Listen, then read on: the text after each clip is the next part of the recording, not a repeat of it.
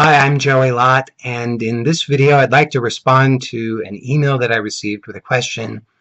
I'll just read the email to you. It says, please would you make a video on how to allow feelings and release armoring? I know you've covered it a lot in your previous videos, but I wondered if you had any more in-depth pointers. I know it's a difficult thing to convey in a video.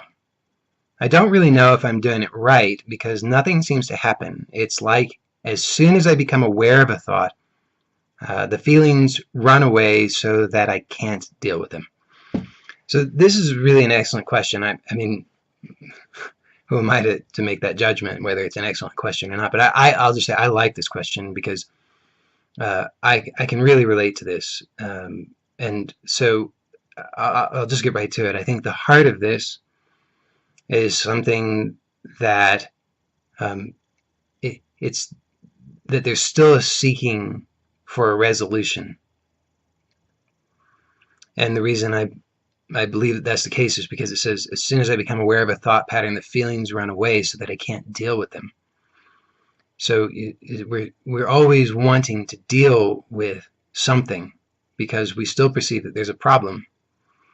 And the wanting to deal with it is wanting to be done with it. I used to get so angry. I would sit in meetings with so-called spiritual teachers, and I mean, I've told this before. I honestly would want to slug them. I mean, I'm not a particularly violent person, but boy, I just was so angry. I thought, why? I wanted to shake them and say, just give me the answer. I'm here. I'm showing up to this meeting. I'm giving my time, and I'm suffering so much. Just give me the answer. Tell me what to do. Why are you making it so difficult? Why are you being so vague? I want to be done. I'm tired of suffering. I just want to be done. But I had defined the whole problem. I had defined suffering as the experience that I didn't want. What I mean by that is if I really didn't want anger, as an example. So how ironic that I would feel so angry because I felt they weren't giving me the answer. But I really didn't want anger. And so every time I was angry, I believed that that was a problem. And so I wanted to solve that problem.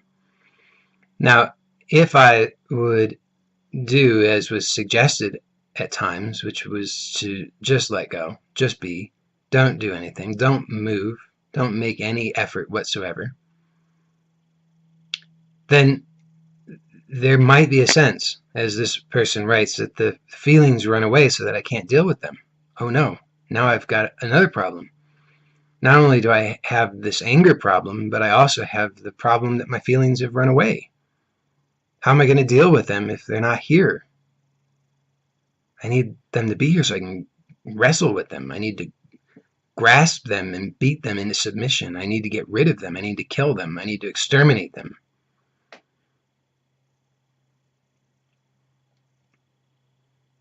I can't guarantee that this is what you're doing. That would be it's just not something I have the power to do, but I would very strongly suggest that you take a look and see if what I'm suggesting is not true in your case, because even though I can't guarantee, I'll say that it's a very high likelihood that this is what's going on. And I say that just because having spoken with hundreds of people, I've seen this pattern play out pretty much every time. I mean, the question comes up a lot.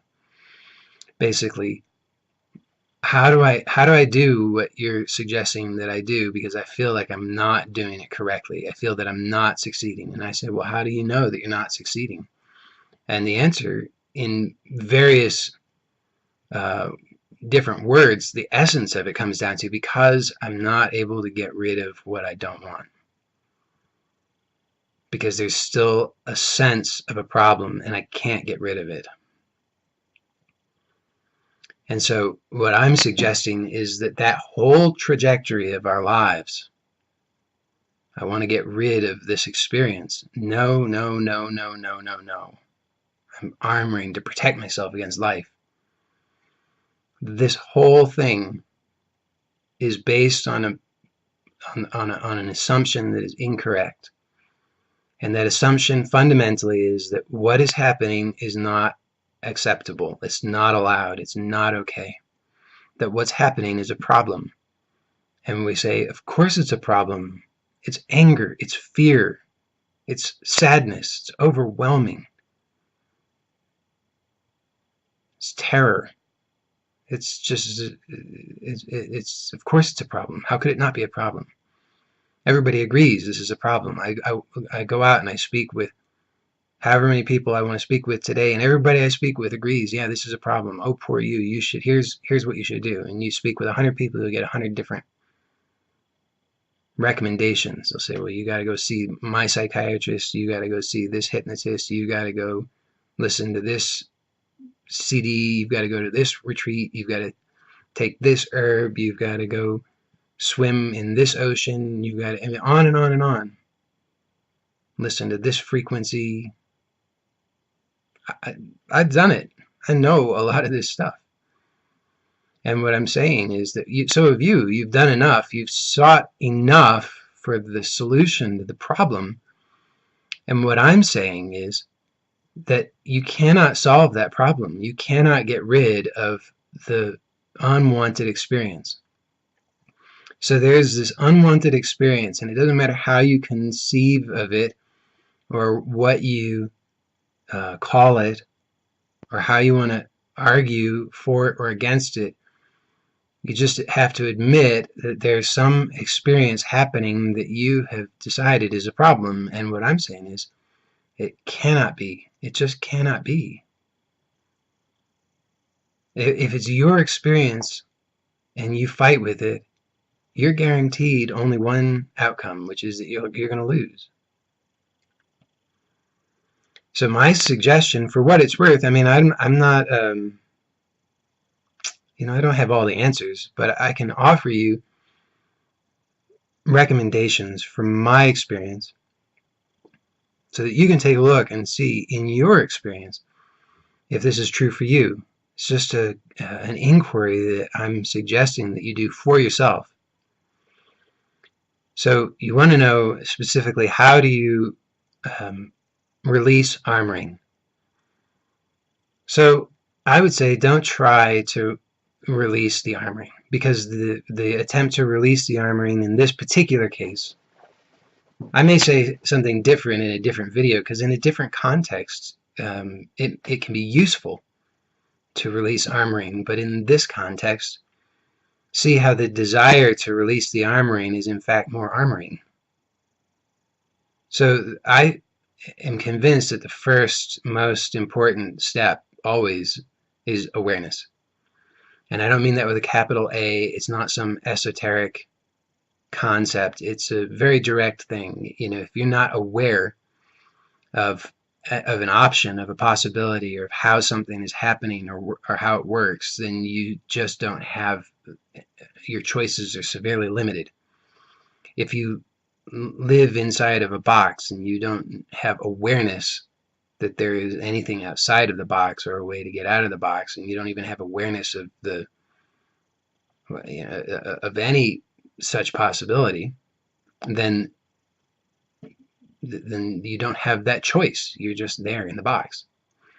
So awareness is key. If you want to know how to release the armoring, then I say just become aware of what the armoring is.